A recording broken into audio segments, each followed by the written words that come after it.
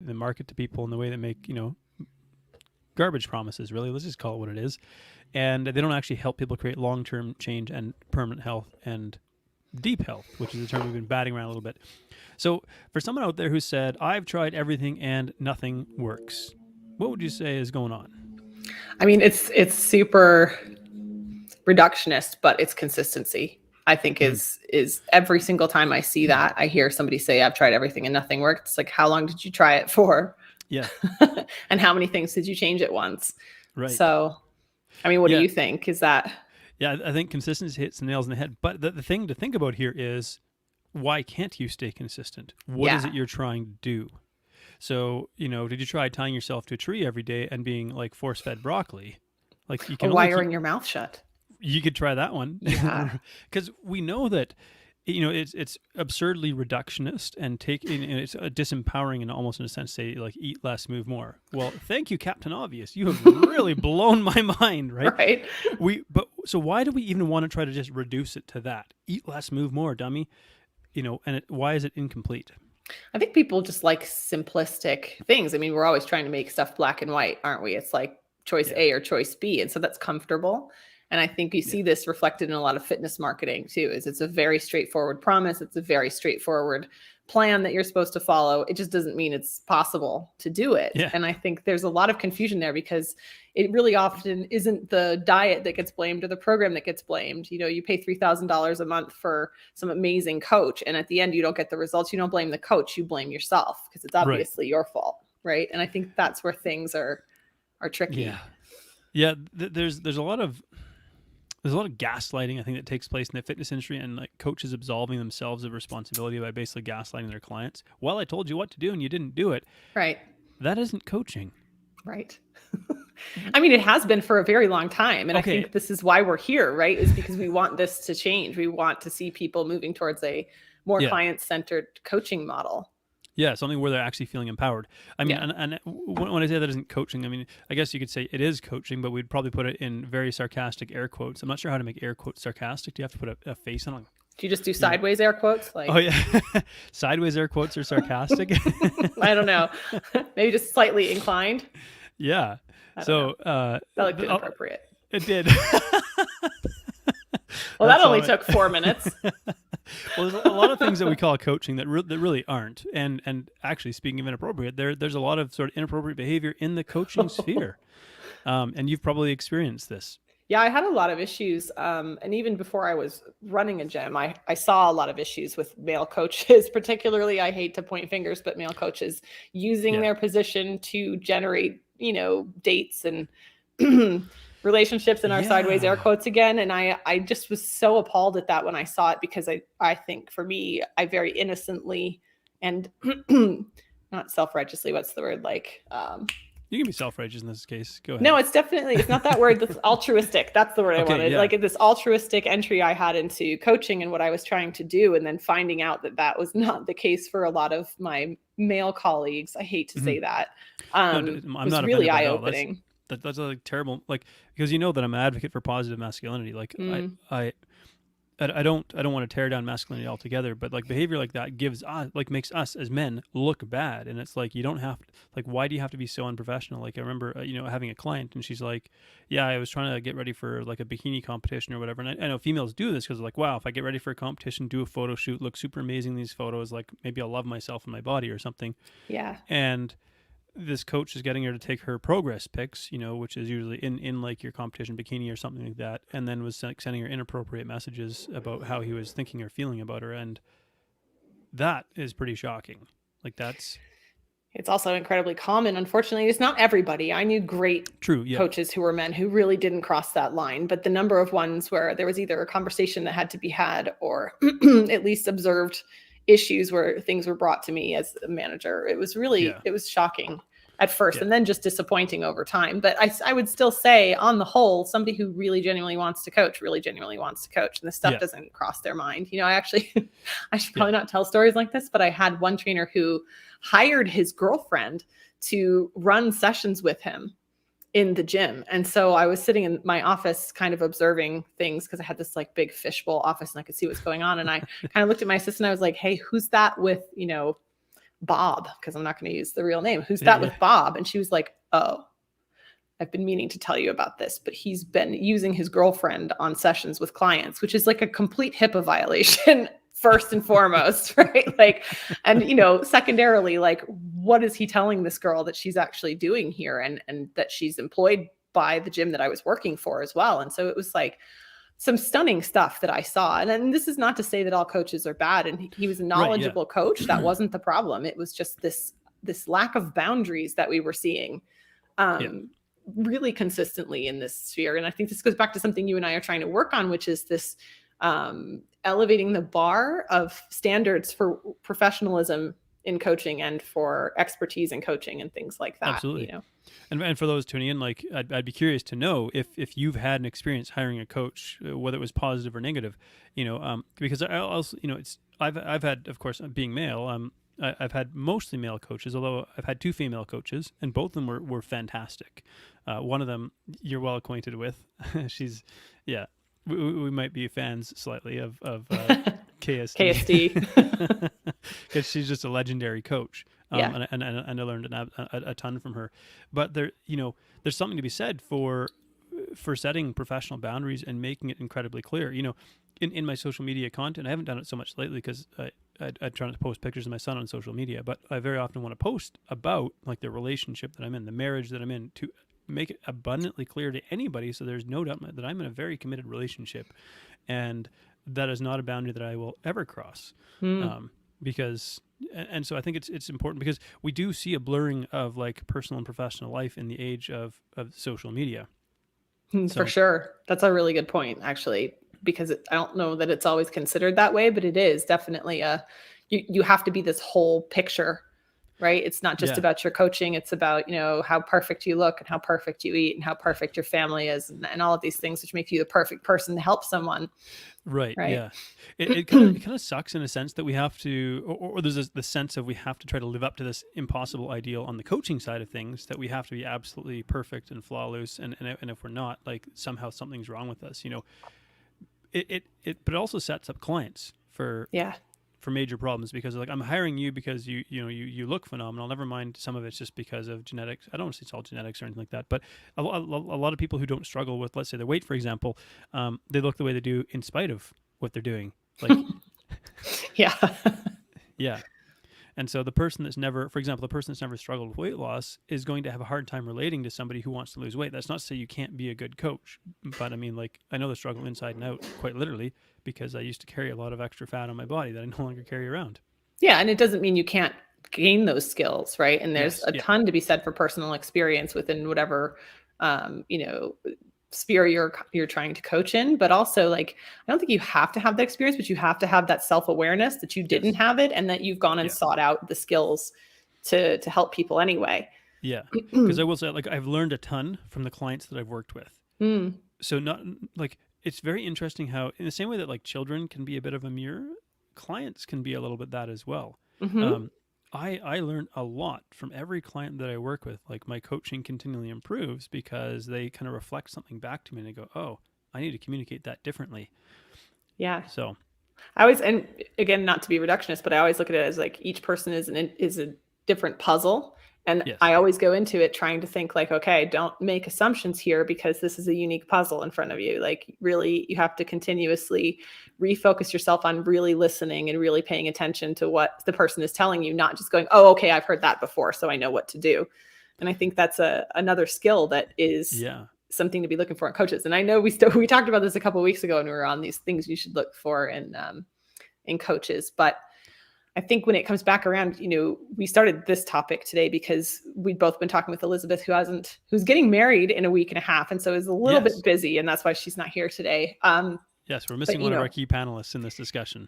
Yeah, but she is great because she was telling me recently how she's been listening to a lot of debunking videos, and that's sort of what got this topic going, isn't it? So there's a whole crew of people out there focused on debunking fitness myths and wellness myths. And that's a good thing, because there's quite a few pervasive myths that have hung around despite, you know, then, like, for us, because we're in this sphere, it might seem like everybody must know this now, because maybe it's common knowledge within the health and fitness realm. But in the everyday average layperson who doesn't live, eat, breathe, and sleep, nutrition coaching or personal training or something like that, like this stuff is, it's not, because the stuff that seems like the simplest, the easiest, the fastest, whatever, is still the stuff that's climbing to the top, Yeah, absolutely. And it's, there has been a really significant shift. I think we were talking about it the other day. I've seen a really shift in the narrative of just mainstream coaching. And that's something that maybe not everybody has noticed, right? But it used to be, if you looked at Instagram 5 years ago, you saw a lot of like, here's the perfect diet and the perfect macro split and the perfect training program. All you have to do is do this exact thing because I did it and it worked for me. And that was pretty much everywhere you went. That was the story that you were getting. And that's what you were told to market. On the flip side, on the inside as coaches, right? You were told to market your unique program because that was what was going to get your clients unique results. And there's been a really big shift into more of like, hey, I really want to listen to where you're at. Yeah. I've noticed. Yeah. I use this analogy often, but I talk about, and for those tuning in, this is, and if you're thinking about hiring a coach or if you're working with a coach, I mean, this also gives you some ideas of what you might want to look for, because the ultimately you hire a coach to get your results. And that's not to say that you do have to put in the effort. You do have to do the work as well. You can't, hiring a coach doesn't mean, like I say to my clients, I'm like a tour guide, but I'm not your Sherpa. It would actually be really disempowering if I was like, you hand me your problems, I solve them and hand them back to you. You haven't learned a thing. There's nothing of value that's gained from that interaction. And it's really, really disempowering. So that, like, once the client stops working with me, they're no further ahead than when they started. And so it's not just that I don't want to solve their problems. It's actually detrimental if I try to solve their problems. And I think this is the biggest myth in coaching. Like if we're debunking things and we're talking about myths in health and fitness, this is the big one, is you can hire somebody and magically fix your problems. Like even if you find the world's greatest coach for your specific needs, if you don't put that work in and you don't go back to that consistently executing on the things that you have decided you're going to focus on, you still won't get the results. It 1,000% is down to how much you're willing to take action. Yeah. So, I think, what is it that stops us from taking action? And I think that the simple one is, when something is so ridiculously hard, like we're drawn to complexity because we imagine that a complex program is going to get us better results faster because it's, I don't know, more fancy, more cutting edge. It's more interesting. Yeah, the basics are really boring. Like I'm not sure if you're acquainted with Brian Cron. He's an old school meathead who lives just south of me, about an hour south of me, and he talks about be brilliant at the basics. It's not glamorous, but I mean, he's just an old grumpy meathead. He's also got like a PhD in journalism or something. Like he's really smart. He puts himself across as this grumpy old meathead, and he's actually like a genius. I should try and get him on the show sometime, actually. That'd be great, actually.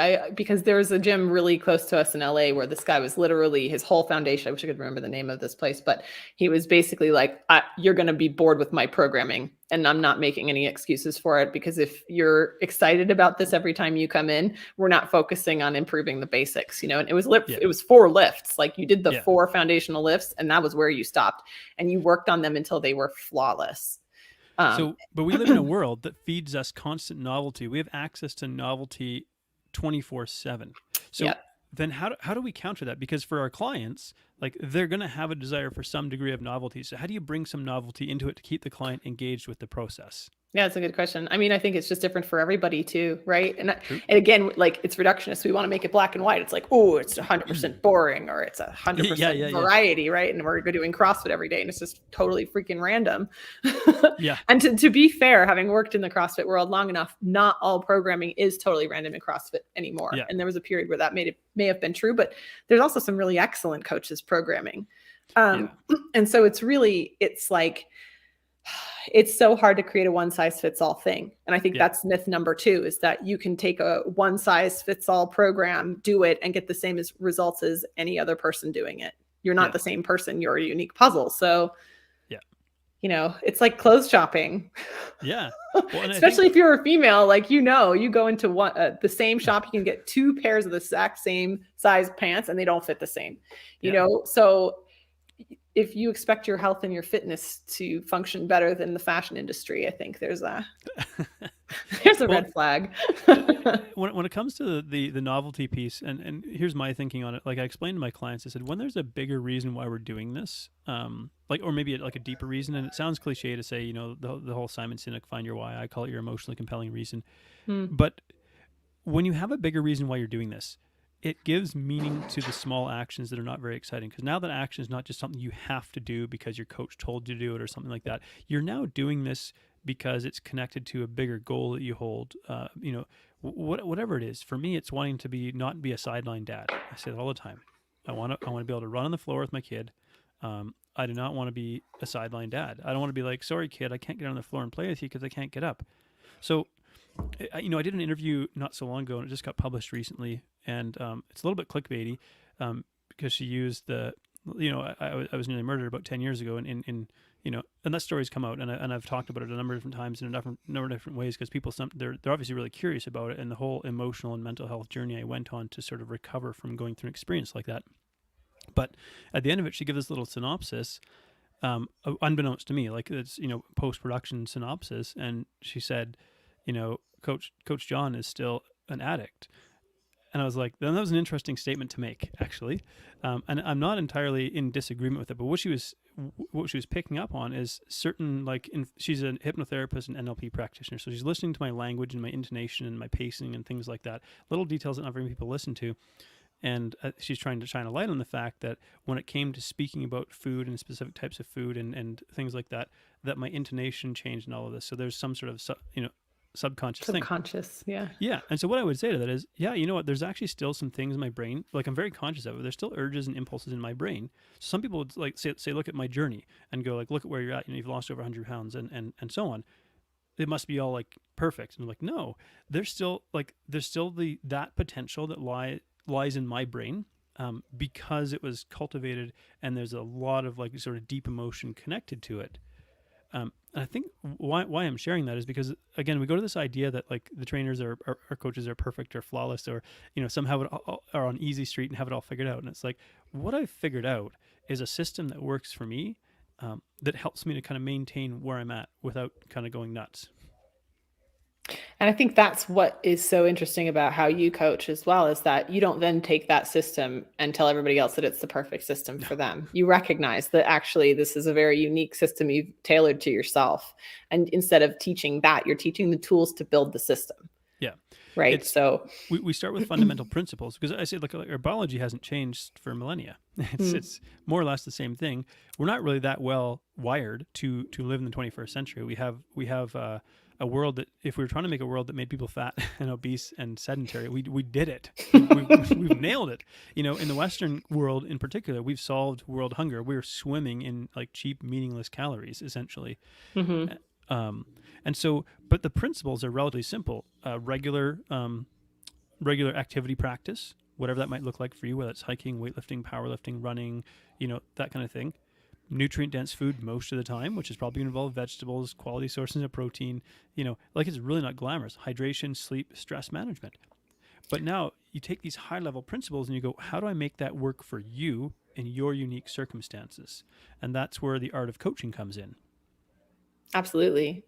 I mean, I think it's interesting because I was just talking on this hike my husband and I went on this morning about this. There's a lot of narrative out now about how there's no such thing as good or bad foods. And I think that that's a really directionally positive swing when we're talking about, you know, shaming people or dealing with guilt and shame around eating. I think these are really important topics, but I feel like the pendulum is starting to swing so far over to the other side that we're now saying there's no difference in any foods that you eat and they're all fine all the time.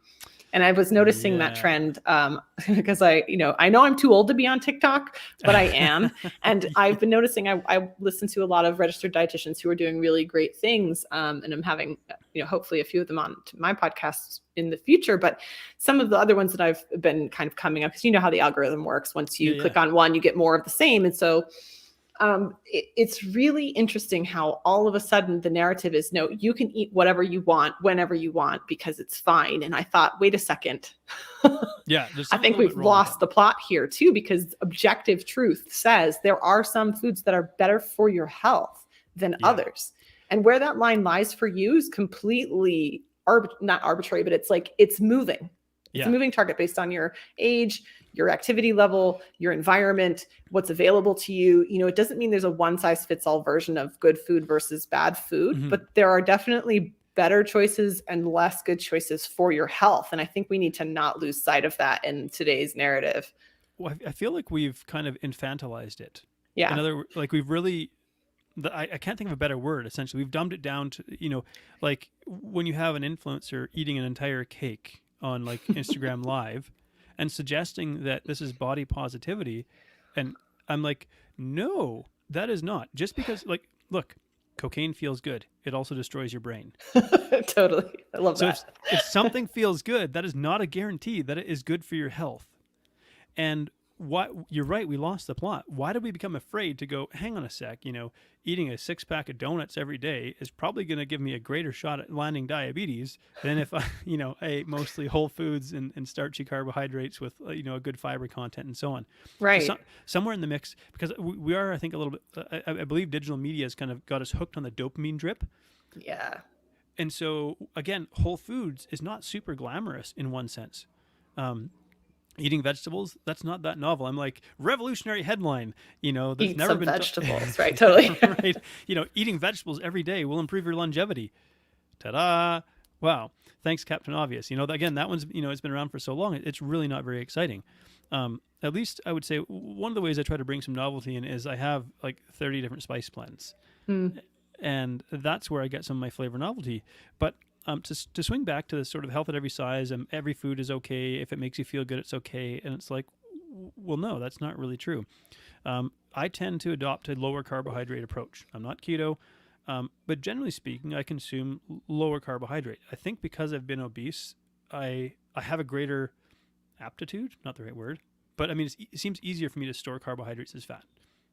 And it's probably easier for me to overconsume them because also I was a yo-yo dieter for a number of years. So what we would predict my metabolism or my metabolic rate to be, it's probably a little bit lower, you know, than would be expected for someone my size. I don't want to dive too deep into the weeds, but essentially I'm saying, I'm not telling everybody you should go out and start eating low carbohydrate, but I'm saying for me, that approach tends to work better because I'd say that it seems to be easy for me to store carbohydrates as fat because I'd previously been obese.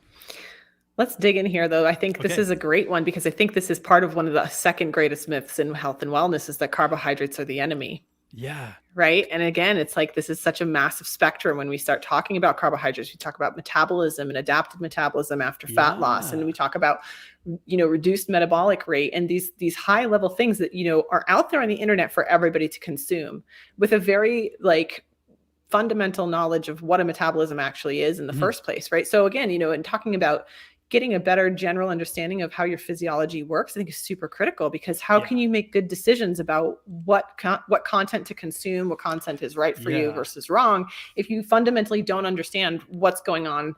What does that metabolism thing even mean? Like, how does that function? How does my body even use energy? Why are carbohydrates considered bad right now? And I say that again, I don't think carbohydrates are bad. And having been very overweight as well, I mean, I never really talk about that when we're talking, but you know, I've had my own battles with weight over a long period of time. I've gained and lost 50 pounds 3 times. Okay. And you know, that's a whole person. That is in your relative scale, because I believe you're not that tall. I'm a small person, right? Like I'm actually a fairly petite person. So 50 pounds on me is fairly significant. So you know, it was this journey of I've done all of the diets. I was absolutely. In fact, one of the reasons I married my husband is because he was willing to have a conversation about carrots with me that nobody else in my family was willing to have, because I remember shouting at him, you know, I'd sent him to the store frantically making dinner because I was starving, obviously, like genuinely, actually starving at this point. Because my set point body weight is somewhere around 140. Like my happy place is 140 and I was down to like 128. And for me, you know, my mom's trying to feed me. I've got other people trying to feed me. They're like, hey, maybe you should have them. I'm like, no, I'm killing it. You know, it's great. And I was just hungry and angry and all these things all the time. And I remember sending him to the store and I told him to go get vegetables. And he came home with carrots, and this spawned an entire evening of discussion where he was like, I don't think you're okay. Because he's British and very, very normal, like relationship with food. One of the few people I've ever met who literally doesn't have any weird food things. And that was super eye-opening for me. coming from a culture where we really have a lot of food rule issues and hangups, right? And so, I think there's a lot to talk about in the land of metabolism, because I felt for a really long time too that I was never going to be able to consume carbohydrates because I was just immediately going to gain weight. And for a little while, that was really true for me. And I found that the longer I was able to maintain a set weight, the happier my body was to just sit there, right? Which is why I say 140 is my happy place, because I could get leaner. I have been leaner multiple times, but it's a fight. Yes. Yeah, absolutely. And I can't eat like a normal person. And I just want to be able to eat like a normal person and not have to track every ounce of carbohydrate that goes in my face. But my theory behind this, and I haven't had it tested and I should, is that my resting metabolic rate or my basal metabolic rate slowly increased over time because my body felt more comfortable. Right. And so I think this is the thing to debunk, is that you can break your metabolism permanently. I don't think that's true. No. I think you can scare the shit out of your metabolism and make it not trust you.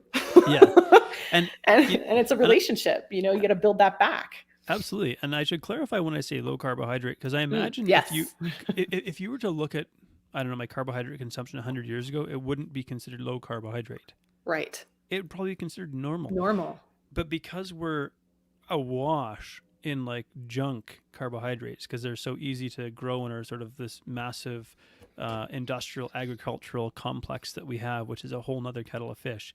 Yeah, that's a totally different day of an entire hour. So we're just swimming in all these carbohydrate heavy foods. And because of it, to adopt would actually just probably would be seen as like a normal carbohydrate intake would now appear to be a low, or I'm calling it low carbohydrate. And relative to how I used to consume, like as a former binge eating food addict, I'm like, it is like low. I'm putting in air quotes again, low carbohydrate. But I know that if I don't consume carbs, I get cranky. Like, because it's your primary fuel source, right? Like your brain functions on this. Like, and I think this is where the debunking comes in, right? Because I love that you said, carbs I can't lose weight if I eat them. See, and this is one of those things where it might be worthwhile checking your resting metabolic rate and looking at your dieting history. Like if you've been on and off carbohydrates and most of your carbohydrates have been refined most of your life, that's probably very true, but that doesn't mean it's going to be objectively true forever. And if you really wanted to eat carbohydrates, you could put yourself on a consistently controlled carbohydrate like increase that would allow your body to adapt to it. Right. So I think like activity plays a key part of it too, because like carbohydrates, their role is fuel. Yeah. And I think I said to someone earlier today, like when the gas tank is full, you don't keep pumping. So it's funny. I use that same thing. I say that same thing. I'm sure I must have stole it from you then.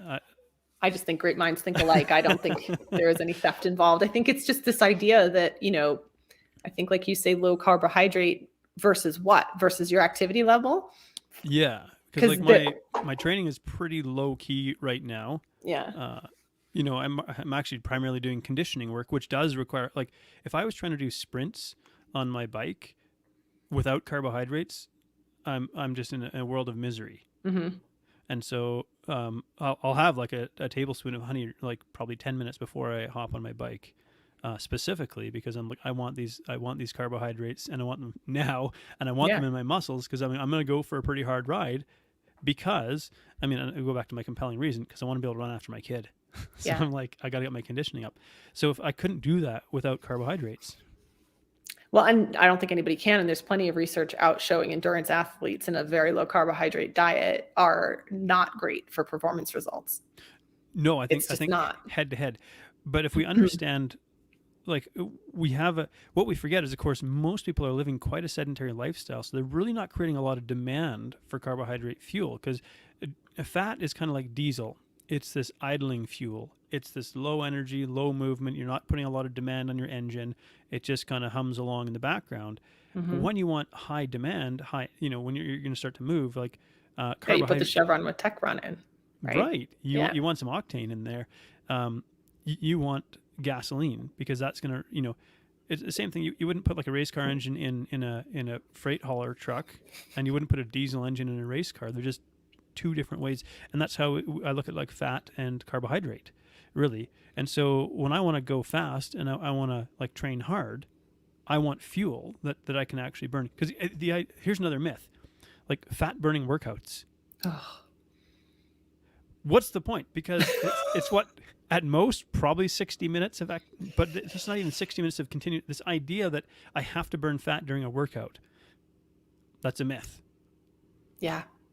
It's actually really like, if you just stay in what they call the fat burning zone, like you're not actually building any muscle necessarily, which means you're not improving your metabolism, which means you're not going to burn any more fat long term. And as soon as you're done with that activity, you're done burning calories too. And I think this is one of those myths I think is important to debunk, because as personal trainers, and especially as nutrition coaches, we are taught how the 3 energy systems of the body work. And other people don't know this stuff at all, which is what makes them so susceptible to things in the fitness marketing world, such as this is, a way to incinerate calories. Like I'm a spin instructor and I've been teaching spin forever. And like the people would literally ask me on the way in the door, how many calories am I going to burn in this workout? Just like 8 million. And I would say random stuff like that. Actually, it's really funny you say that, because I would get kind of jokey about it. And then I would legit talk about it and say, hey, look, this is what this workout's for. Yeah. If this is your goal, if you're trying to get leaner overall, you're in the wrong room. I got a class next door in an hour. You can come to that. We're going to strength train in there. And I think this is one of the most important myths to debunk, is that you can just punish yourself with a high heart rate and a long duration workout into getting leaner. You cannot do that. It does not work. Well, because our body adapts, right? Yeah. Especially which, I want my body to adapt to my cardiovascular training. I got up to, I think, 10.7 miles in 30 minutes. I'm trying to get to 11. I don't know if I'll get to 12 miles in 30 minutes. That'd be a pretty hard pace. Yeah. But when I started out, I couldn't do 3 miles in 10 minutes. Yeah. So, but now if I just rode at a pace where I did 3 miles in 10 minutes, I'm burning less calories than I was 6 months ago, because my body's adapted to it. And so maybe that's another thing that we forget too, is that when it comes to activity, as we develop our abilities, we kind of need to bring up the intensity. We need to bring up the amount of effort we put into it. Otherwise, because our bodies are efficient at, like, I don't want to burn too much energy doing this. I want to burn as little energy as possible doing this, because I'm trying to keep you alive for the next famine. Mm-hmm. That's the goal. 1,000% of the time, your body is a survival machine, right? Yeah. And I think it goes back to this oversimplification, this reductive term of eat less, move more. This is why this doesn't work, because you can't just keep eating less and moving more. At some point, you're flipping the ratio, right? Like now you're actually going in the wrong direction, because you're not fueling enough for the activity that you're doing. And so you're taking your body away from health. Yeah. Well, eat less, move more sucks. So do we have any, so what would be an alternative to, because people might be thinking, okay, well, what's the alternative? Well, then what do I do? Yeah. Right. I think it's not going to be like a 1-sentence job. This is not one of my superpowers, is making things a 1-sentence deal. But I think it's this idea of like, balance your intake and your output. You have to find your balance. Like if you fundamentally sit for work 8 hours a day, you can't overcome that 8 hours a day that you've been sitting. You can fuel better for that. Like you can eat higher fat and lower carbohydrate, because you're burning fat doing that, right? And that 1 hour of exercise that you do, just eat normally for it, right? You're not going to outpace those other hours. It's an overall balance. Which then makes me think of like sort of fitness, energy bars and stuff like that. That I mean, they're just geared for, hot. Well, I don't even think professional athletes really would necessarily want to eat them, unless you're like an endurance athlete sucking on those little gel stuff or whatever when you're running a marathon. But this idea that the average person is training anywhere near the level that an athlete, a professional athlete is, like, you don't need Gatorade. Don't get me started. Well, you've trained professional athletes. I do. And I've trained lots of different types of athletes as well. And when you're talking about a nutrition plan for these athletes, they're still people, and they still have the same constraints and preferences and food preferences or lifestyle preferences as other people, but they also have these huge amounts of pressure to perform, right? And this is where, when we talk about adapting people's intake to their output, right? That's where this gets really interesting and fun from that point of view. Right. So also, like, the marketing that is marketed to most people, and I know everybody has heard this, is it says train like an athlete, fuel like an athlete, right? It's like, well, but if you want to do that, then you need 5 coaches because you have one managing your sport specific training, you have one managing your strength, you have one managing your nutrition. Sometimes nutrition and mindset get put together now, which is a nice set of progress.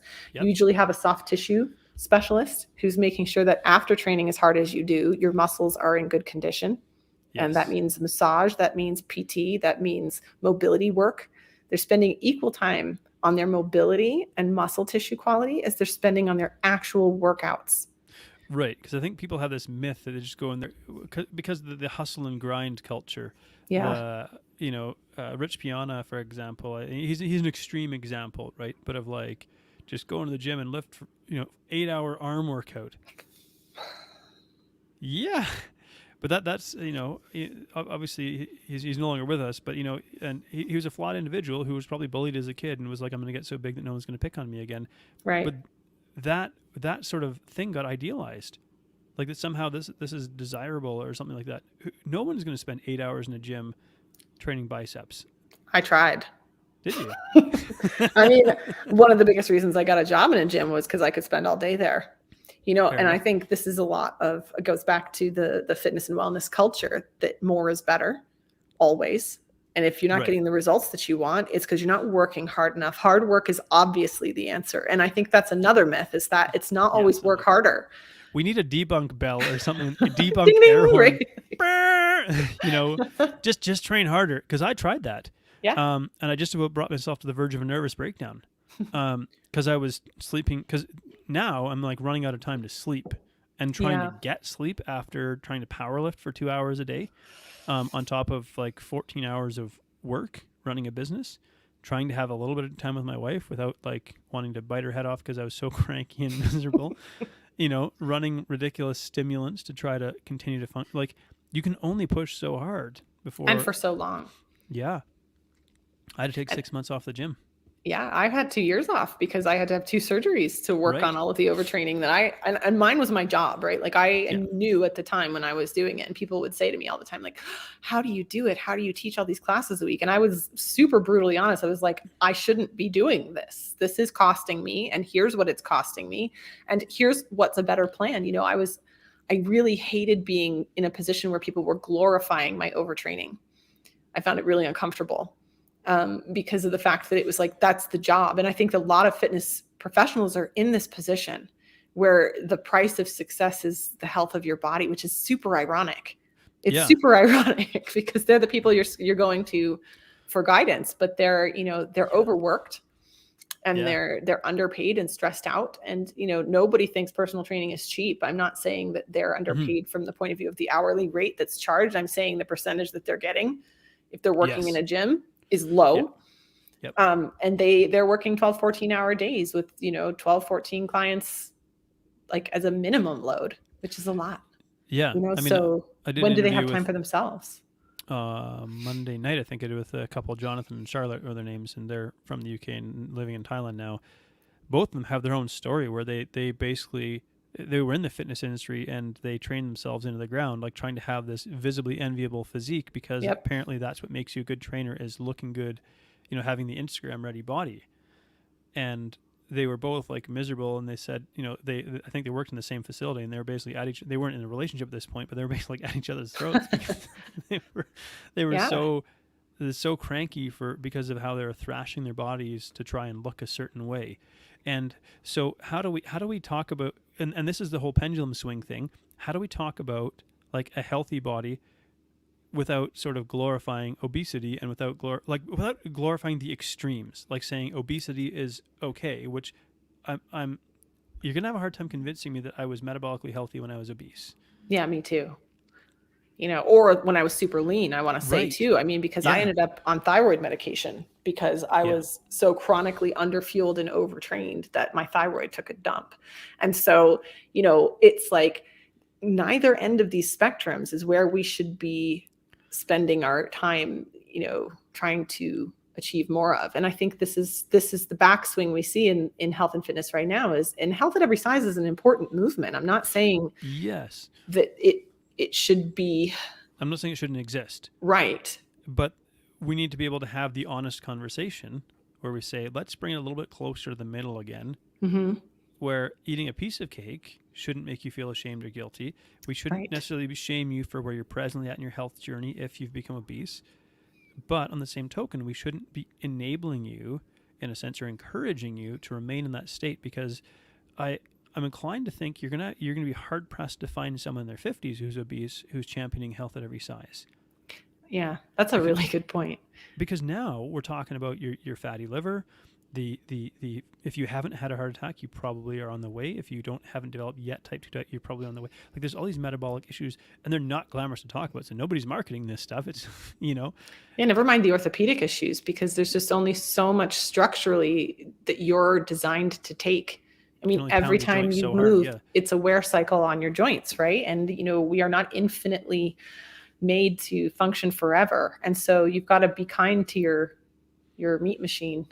Yeah. And that sometimes is, by letting it rest. And that's sometimes by making sure that it's carrying a load that it's comfortable carrying. And that weight is different for everybody. And I think that's something else that's important about health at every size, because as somebody who's 5'4", but I was 10 pounds as a baby, I was built dense, right? I'm never going to weigh 115 because I'm just not built for that.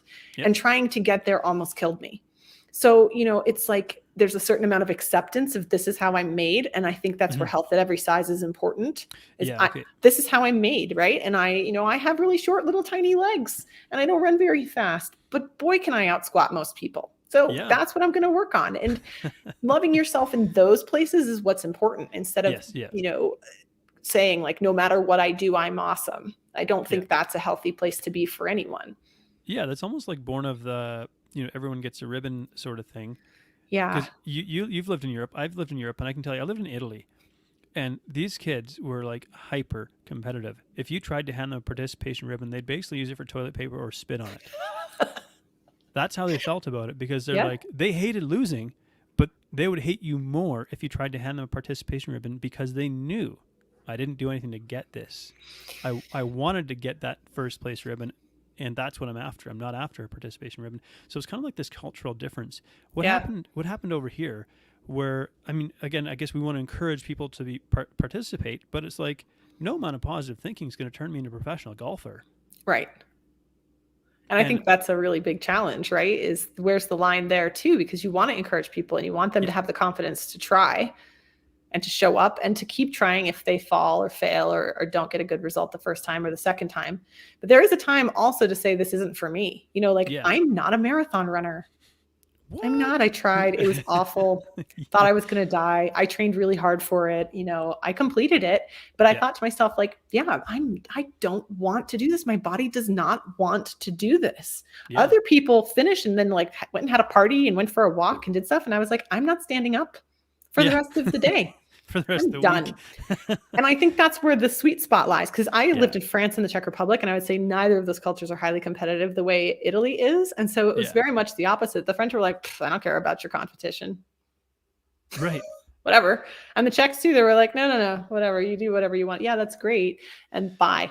And so I think culture plays a huge role in this. And I think what we did when we changed the effort equals value equation in America is we changed a lot of the sort of underpinnings of the work ethic in society too. Not that it's bad or good. It's just it changed it. And now we have different problems because of it. Now my wheels are turning on. This will be a topic for next week, because we're going to wind this up. Effort equals value. And because there's another one that should be debunked. And it's not to say don't work hard, but because I think we get offended, and we could talk about like discrimination and exclusion and stuff like that. And I'm like everything in life has an element of discrimination and exclusion to it to some degree, and that's okay. I think maybe that's born of people want somewhere to belong to, some tribe to belong to, or something like that. But for example, at our store, when I ran my nutrition store, we had a yoga studio in the back, and once a month we would host an event called the Red Tent, and that's a women's event. And it's very much about a reflection of culturally, in certain cultures, when women had their monthly period, they were put outside the village because they were thought to be unclean. And so there was like the quote unquote red tent. And so this was like a woman's, healing space. I never went back there because, I didn't have the right parts. Well, you weren't experiencing that thing, hopefully. Right. Yeah. Something would be horribly wrong with that if that was the case, right? Definitely go to the red tent if you have that happen to you. Like, yeah, someone will help you. Yeah. And so it's to say that like there is going to be elements of discrimination and exclusion in society. The idea of inclusion at all costs, I think, is costing us too, but that might end up being another topic too. But I think it comes down to the same binary thinking problem that we have, where we have to either, it has to be black or white. You're either in or you're out, and you're in or you're out. And it just doesn't have to be the way things are. I think there's room for everybody. But not maybe in every group, and you wouldn't want to be part of every group that's out there, I think is also important. Like, again, I'll go back to running. I don't want to be part of a group of runners. It's not for me. And it took me a little while of trying. I tried. And then I was like, yeah, no, I don't like it. So I don't do it. And that's okay. Right. But then it's my choice. And so then you get to the point of like equal availability. And then the choice is individual. So I think that's where that kind of starts to become more interesting on a cultural level, right? Is like, what are the rules of inclusion and exclusion? Yeah, and equality of opportunity versus equality of outcome. And what does that cost us, and so on. But that's going to be another kettle of fish. That's a whole thing. But you can tie it up and say at the same time that if we're debunking fitness myths, the idea that everybody can look like some of these Instagram fitness models who are generally under 30. Sorry, they're under 30. They're single or in a early relationship where the other person is also super into fitness. They typically do not have children, and they're very able, right? They don't have any physical issues that they've had to overcome. And you'll find the odd exclusion or the odd exception to that here or there. But the reality is, like, that's a very tiny percent of the population that has all of those privileges going for them at once. And they're predominantly white. I actually was reading I was reading a post. I can't remember what the news source was, but it was the top 10 fitness influencers that are actually certified trainers. And I just scrolled it really fast because I didn't want to read the whole thing, but I was kind of mentally clocking how many of them were women, how many of them were men, and how many of them were in any way a different version of a minority. And there were literally zero people of color and 3 women.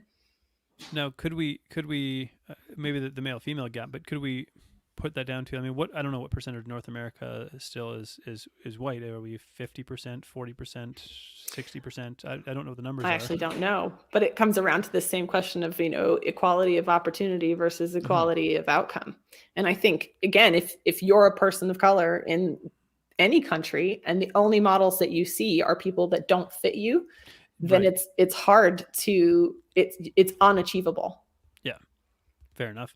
Yeah. Who was it? I was chatting with somebody else who said like they're from the UK and her best friend was Indian, and she was wanting to tan, and her best friend was like, I don't want to tan, because in one culture, actually being pale is not seen as a positive attribute, and in another culture, she's like, no, because if I have dark skin, then I'll be perceived as belonging to a lower caste, for example. Yeah, that's a whole thing with Indian culture. Is caste system is heavily based on skin tone, which is like unbelievable when you actually start learning about it. It's like, oh wow, this is still really a thing.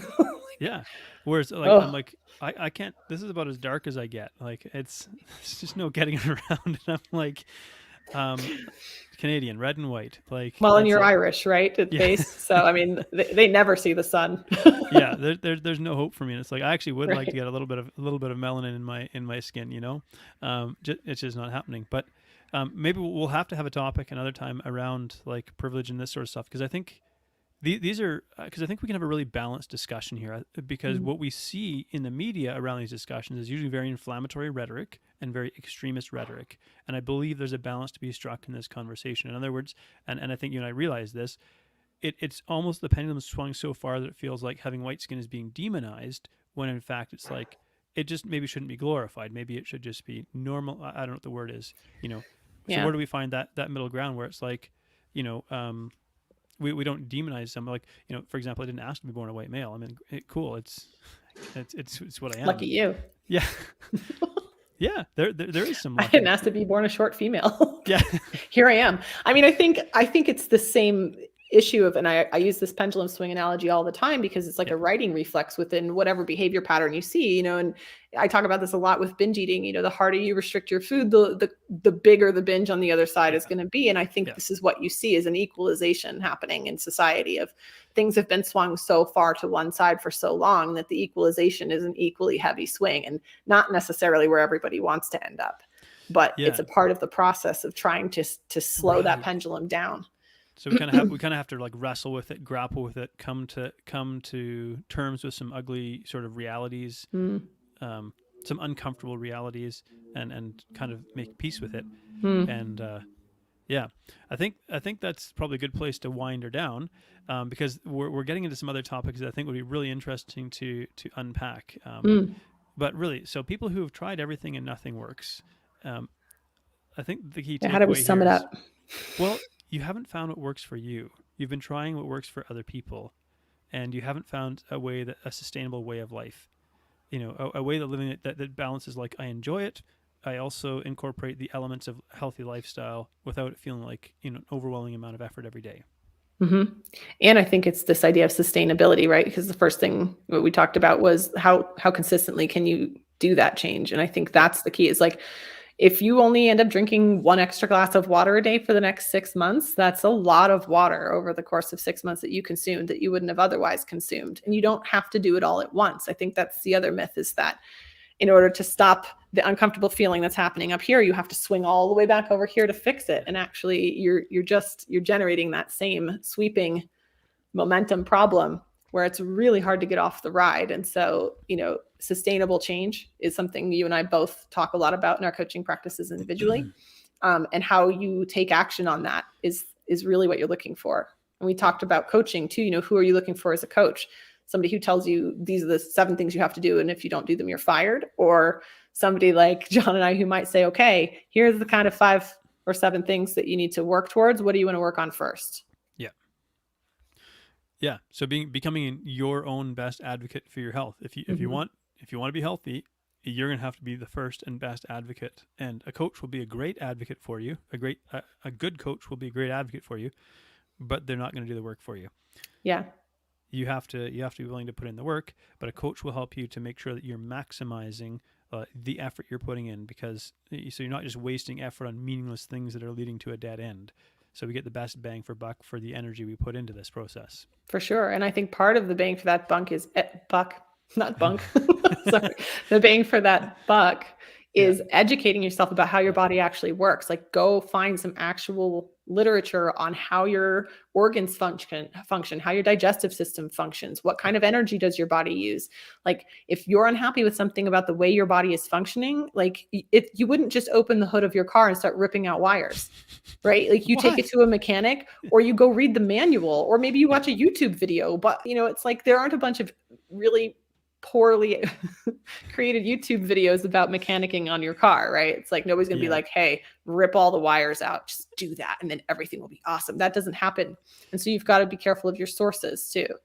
Well, now I want to buy like a junk car and create a series like The Bad Mechanic. That would be fun. I could do that. I'm terrible at mechanicking actual vehicles. I'm going to buy like an old Chevy Cavalier because they're like a Bic pen. They're all replaceable parts, and just create it. And just call it like The Bad Mechanic. Yeah, right. Well, I ripped this out. I wonder what it is, right? Yeah. I think if that's the approach you're taking, and you're just, jumping from one place to the next, hoping that this part you rip out is going to make your engine run better, then that's the place to start. Learn first. Yeah. Don't be like me, who, when I was trying to take my rear brakes apart for the first time, and something went bing, and the entire thing, because it was spring loaded, just kind of exploded, and I had brake parts fly everywhere. And I was like, now I've got to figure out what parts I'm missing, and where are they, and how do I reassemble them, And my car was in my buddy's garage, and it was like 11 p.m. And this was supposed to be a quick job where I replaced like the brake shoes, and it didn't quite work that way. But hey, I mean, I think this is a perfect analogy for people trying to learn about weight loss and managing their body, right? Because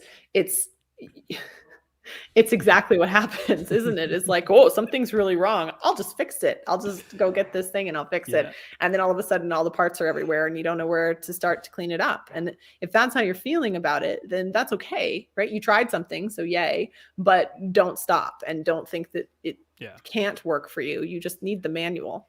Yeah. Or you need to hire Chris. Brazen or Fit. John. Yeah. Chris, or KSD. Or that's true. We'll keep working on that, on bringing together more voices into this collaborative discussion around changing everything around health and fitness. We're going to blaze a new path. Yeah, we're trying. We're going to set things on fire. That seems like a good idea. That's actually my logo. Did you know that? It's a flame. I figured so. Yeah. Yeah. Brazenfit.com. Is that it? Yeah, brazenfitforlife.com. It's the number 4 because the domain name was taken. Yeah. So yeah, brazenfitforlife.com. There's a lot of just baseline information about sort of the 5 fundamental components that you can work on if you're struggling to find the system that works for you. And that kind of gives you a starting point about what you can learn about. So yeah, you can check that out, or you can check out John's program, Lifestyle 180. I don't know your website. That's terrible. You're a great co-host. Freedomnutritioncoach.com. That's it. That's it. Yeah. And it's going to be that simple. I have to rewrite some things on my website because I've evolved even in the last 6 months, where my messaging keeps changing evolving in a positive way as we get more and more down this road of deep health and truly helping people transform in the best way possible. So, anyways, it's been fun. Yeah, this was fun. We need a theme song to end it, so I'm gonna try. I don't have one today, unfortunately, but next time I'm gonna queue up a theme song that we can, have at the end of it. Maybe I'll find a song called The Bad Mechanic or something like that, and that'll become our theme song. Anyways, every Friday at 2:30 Mountain Time, 4:30 Eastern, 1:30 Pacific, we go live. You'll usually find me most of the time, Chris, Liz, after she finishes getting married and eating birthday cake or wedding cake and honeymooning and stuff. She'll be joining us and chipping in as well. And then we usually bring on a special guest as well. We got some great ones lined up for November and December, so stay tuned. And have a great weekend. Eat a piece of cake, but don't eat the whole cake. Yeah, and enjoy it. Don't feel bad about it. Enjoy every bite. Don't put it on Instagram.